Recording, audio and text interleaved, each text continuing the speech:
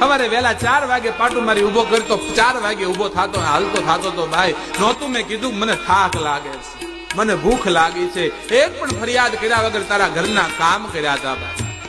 ધીમે ધીમે ધીમે ગડપણ આવવા લાગ્યું. તે દિવસે તારા ઘરે ટ્રેક્ટર આવ્યું ને તેથી મને એમ હતું કે હવે મારા દિવસો ભરાઈ ગયા. પણ ભાઈ મને વિશ્વાસ હતો, ભરોસો હતો, તું મારો બાપ હતો, બાપ દીકરાને થોડો કાઢે. ધીમે ધીમે ધીમે ટ્રેક્ટર આવ્યું, મારો ઉપયોગ તે ઓછો કરતો ગયો ભાઈ, મારી ઉપેક્ષા કરવા લાગ્યો. મને થયું કે હશે મારા નસીબ, પણ ભલે જે મળે કોળી મુઠ્ઠી ખાય, તારા ઘરમાં પ્રાણ છોડવા હતા મારે. ધીમે ધીમે સમય વીતવા લાગ્યો અને એક દિવસ ભાઈ સાંજે વાળું કરતા કરતા તારી પત્નીએ કીધું તું કે હવે આ બળજાને ક્યાંક મેક્યા હોય તો હારું ખિલ્લો ખાલી થાય. તેથી ભાઈ સાચું કહું ને આખી રાત મને ઊંઘ નહોતી આવી કે શું મારા દિવસો પૂરા થઈ ગયા હવે.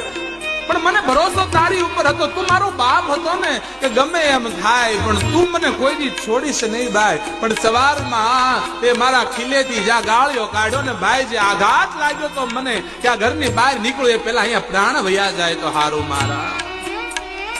એક પણ વખત મારો વિચાર ન કર્યો શું થશે મારું, કોણ રાખશે, શું ખાવા મળશે. તે ગામને બીજા ગામને પાદર આવીને મને છોડી મૂક્યો ભાઈ.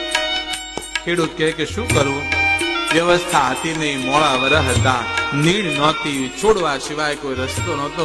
બળદ કે ભાઈ તારા આંગણે 5-5 બગરી બેહું બાંધી હતી, એને ખવડાવવાની નીડ હતી ને એક બળદ ગઢો તને મોંઘો પડી ગયો.